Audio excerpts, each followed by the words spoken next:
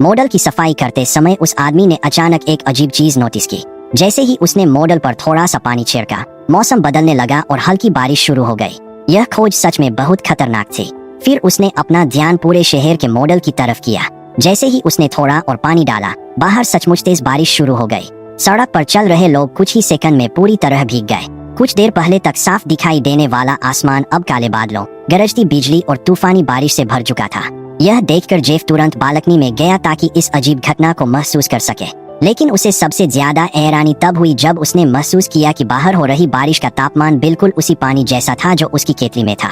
तभी जेफ के दिमाग में एक खतरनाक ख्याल आया। उसे लगा कि शायद इस सब का उससे कोई संबंध है और किसी तरह वह पूरे शहर को कंट्रोल कर रहा है।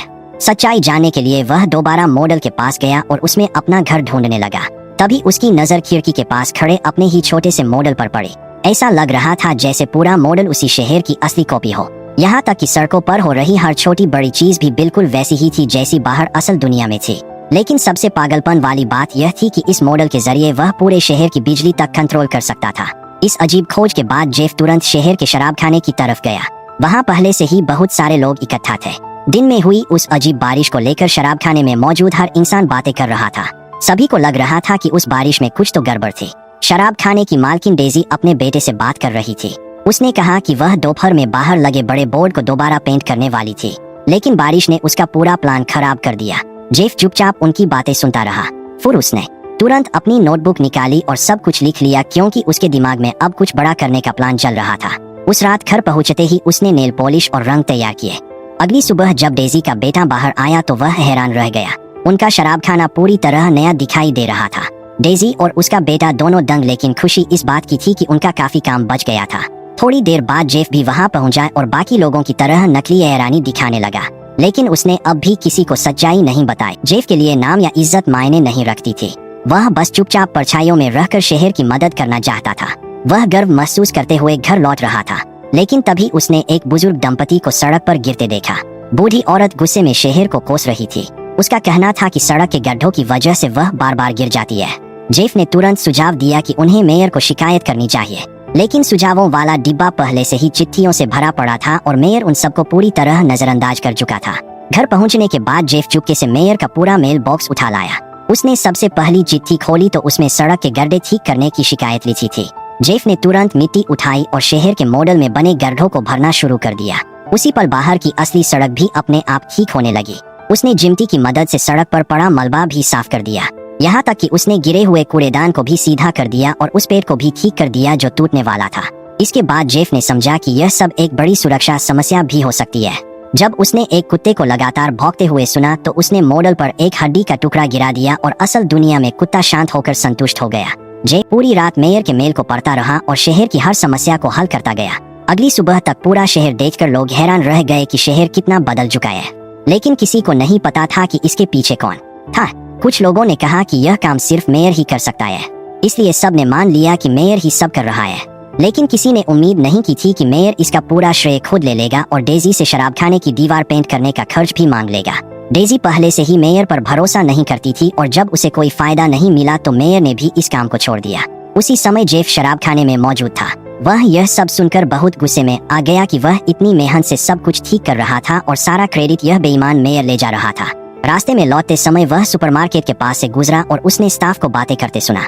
वे अभी भी यही मानते थे कि सब कुछ मेयर की वजह से हुआ है, खासकर क्योंकि चुनाव नजदीक था और लोगों का समर्थन जितना बहुत जरूरी था। जेफ का चेहरा यह सुनकर बदल गया क्योंकि कुछ समय पहले उसकी पत्नी खुद मेयर थी, लेकिन एक हादसे में उसकी मौत हो गई थी और उसी की जगह इस बेईमान मेयर ने पद संभाल लिया था। अपनी पत्नी की तस्वीर देखते हुए जेफ ने तय कर लिया कि अब उसे कुछ करना ही होगा, लेकिन उससे पहले उसे मेयर को सबक सिखाना था। उसने एक छोटा पत्थर उठाया और मेयर की कार की तरफ निशाना लगाकर उसे मॉडल पर गिरा दिया। अगली सुबह मेयर सड़क पर लोगों के सामने जोर जोर से चिल्ला रहा था, लेकिन शहर के लोग इसे मजाक समझ रहे थे। उसी समय डेजी का बेटा अपनी एक ड्राइंग दिखा रहा था। यह देखकर मेयर अचानक अपना आपा खो बैठा और उस पर चिल्लाने लगा, लेकिन तभी डेजी तुरंत बीच में आ गई और सबने साफ देख लिया कि क्या हुआ। मेयर को समझ आ गया कि उसका गुस्सैल रूप सबके सामने आ सकता है, इसलिए उसने तुरंत खुद को संभाला और शांत बनने का नाटक किया। उसने कहा कि यह बस एक छोटा सा हादसा था और इससे शहर के प्रति उसका प्यार नहीं बदलेगा। यह सुनकर लोग और ज्यादा जोश में आ गए, लेकिन पास खड़ा जेफ अंदर ही अंदर गुस्से से भर गया। उस रात उसने एक फैसला किया और मॉडल पर एक छोटी सी मकड़ी रख दी। उसी समय मेयर बाहर सड़क पर चल रहा था। मकड़ी को देखकर वह बुरी तरह डर गया, लेकिन समय रहते जेफ ने मकड़ी को हटा लिया, इसलिए मेयर की जान बच गई। अगले दिन मेयर ने अपने दोस्तों को उस विशाल मकड़ी के बारे में बताया, लेकिन कोई भी उसकी बात पर यकीन नहीं कर रहा था। जेफ पास खड़ा यह सब देखकर हल्की मुस्कान के साथ खुश हो रहा था। अब आखिरकार उसे शहर को सही तरीके से संभालने का समय मिल गया था। उसने खुद एक नया बड़ा साइन बोर्ड बनाया और जैसे ही वह लगाया गया, शहर का व्यापार फिर से बढ़ने लगा। यहाँ तक कि डेजी के शराब खाने में भी ग्राहकों की भीड़ बढ़ गई। जेफ चुपचाप सब देखता रहा और शहर को फिर से उभरता देखकर संतुष्ट था। लेकिन जब उसने उस साइन बोर्ड को और बड़ा बनाने का फैसला किया, तभी एक नई समस्या पैदा हो गई। नया बोर्ड पहले से बड़ा था और उसमें चमकती नियन लाइटें भी लगी थी, लेकिन वह एक रात भी नहीं टिक पाया। अचानक शहर की बिजली व्यवस्था पूरी तरह ठप हो गई और पूरी सड़क अंधेरे में डूब गई। लोग मोमबत्तियां जलाकर एक जगह इकट्ठा होने लगे। मेयर ने तुरंत गवर्नर से संपर्क किया, लेकिन जवाब मिला कि मरम्मत में कम से कम 2 हफ्ते लगेंगे। यह सुनकर पूरे शहर में घबराहट फैल गई। लोग मेयर को दोष देने लगे कि उसने शहर के लिए कुछ नहीं किया। कुछ लोगों को शक होने लगा कि वह जानबूझकर लोगों को यहाँ से निकालकर उनके घर सस्ते में खरीदना चाहता है। एक ही झटके में मेयर शहर का सबसे बड़ा दुश्मन बन गया।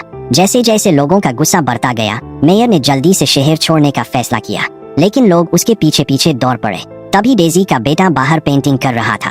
मेयर ने उसे देखकर समझ लिया कि वही लड़का नया साइन बोर्ड बना रहा है। उसने तुरंत सारा इल्जाम उस पर डाल दिया और कहा कि ब्लैकआउट उसी की वजह से हुआ है, क्योंकि उसने साइन बदल दिया और बहुत ज्यादा बिजली खींच ली।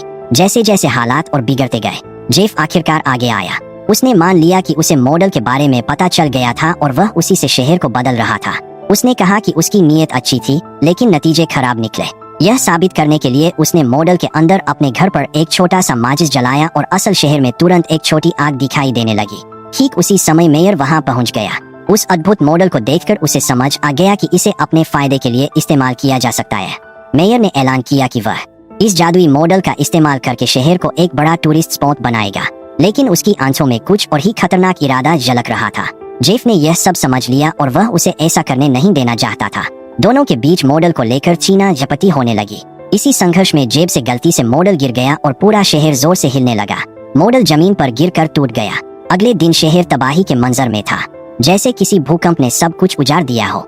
रिपोर्टर वहां खबर बनाने पहुंच गए, लेकिन अब सबसे बड़ा सवाल था कि शहर की मरम्मत का खर्च कौन उठाएगा। उसी दौरान पिछली रात की लड़ाई में मेयर से एक बड़ा सा रिंग गिर गया था और वही विशाल रिंग आगे चलकर शहर के लिए एक नया भविष्य लेकर आने वाला था। और यही इस मूवी का एंड होता है।